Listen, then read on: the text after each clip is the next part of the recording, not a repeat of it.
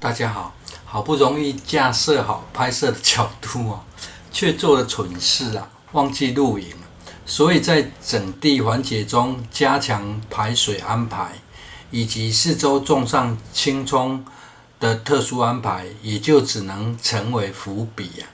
总不方便再挖起来，将土壤状况恢复，再重拍一次这就更瞎了。人生无法重来，种菜倒是可以尤其这一旁还有一槽还没使用过往的种植影片算是完整的生长记录为主这种影片做久了很容易贫乏尤其不少种植方式都大同小异会感觉一直在拍重复相同的东西所以就拉一条支线来聊种植过程发生的事至于怎么播种种植的细节，就自行观看特殊之处呢，再进行说明就好。有发现此处的土壤养得非常特别吗？这个种植槽实际土壤的深度约只有20公分个人采收青葱的方式是整丛拔起比较幼小的青葱抽取出来后，先收放一起。青葱的生命力非常强，在无日照下摆放个1星期，感觉连根系都快干掉，拿来种还是可以存活也因此，青葱很接近现采现吃的方式2-3天就会拔一次幼苗集中在一起种这样会比较容易控管使用的场地而另一个时常种植青葱的原因是不少人迷上了葱油拌炒面这是一个可以快速简单又好吃的料理。事先炸好葱油，只要几分钟就可以做出美味的拌炒面技术含量不高，若是担心不好控制火候，个人会建议搭配非常不容易煮烂的关庙细面食量不大的小孩还会意外出现续碗的状况。由于台风刚过，短天期的叶菜类、小白菜、青江菜都是很好的选择连续多天降雨的缘故，地虫会收敛不少。唯一最麻烦要特别注意的就以蝸牛为主而由砖瓦堆砌而成的菜床，缝隙虽然有助于排水但是蝸牛的问题却只能勤于捕捉，加以克服现在要进行撒种的是紫薇小白菜，有人说青花笋第一好吃，这排第2这也是为何时常种植的原因而也有一个很大的巧合就是推荐很好吃的蔬果，后来都很难买到种子会说是巧合，则是很有自知之明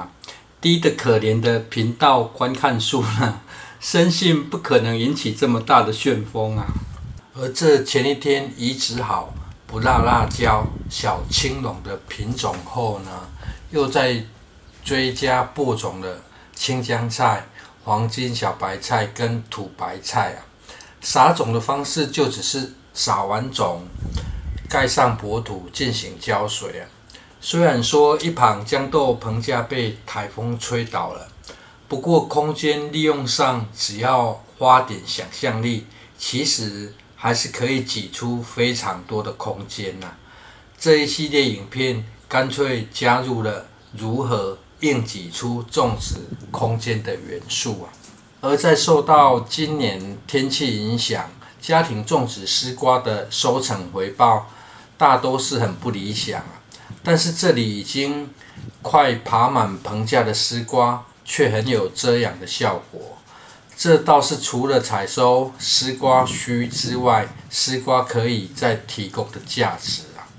很多整年可以种植的作物，其实叶片并不怕晒伤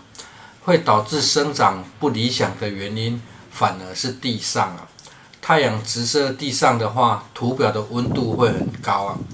赤脚踩在土上，更可以知道植物根系有多辛苦因此，团状的土壤结构除了可以增加通风、透气、保湿，对于散热的效果也很有帮助啊。现在搭网子的缘故不是在遮阳啊，而是在防狗踩进去啊。内部整地完，隔天就会发现狗的足迹啊。隔壁小黑实在太喜欢在里面睡觉啊，土壤疏松又有遮阳，可能比较好睡吧。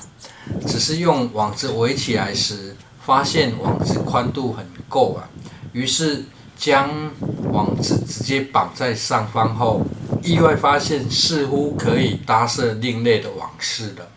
而这样搭设时，得留方便浇水的便道啊。另外，内部多设置排水的走道，则提供了可以踩进去内部包覆果实的便利性啊。人生很多发现，不就是在意外中发生吗？原本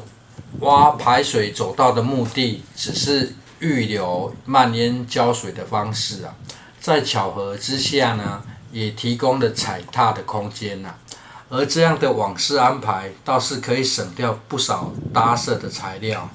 这又是另一个意外收获啦。谁也没想到，因为要防狗，却多了搭设网式的可能性啊。上层绑定后，在下方简单用砖头压住啊。